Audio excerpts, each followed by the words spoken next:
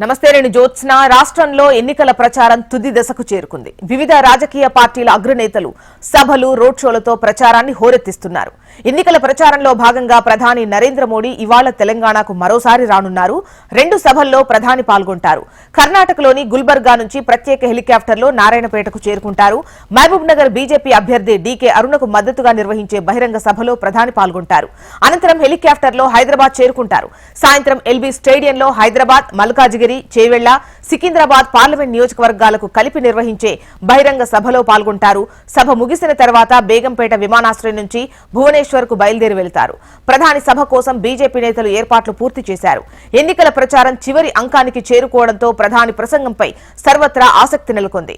మరోవైపు ప్రధాని పర్యటన సందర్భంగా హైదరాబాద్ లో రేపు సాయంత్రం 4 గంటల నుంచి 8 గంటల వరకు ఎల్బీ స్టేడియం పరిసరాలతో పాటు వివిధ ప్రాంతాల్లో పోలీసులు ట్రాఫిక్ ఆంక్షలు విధించారు.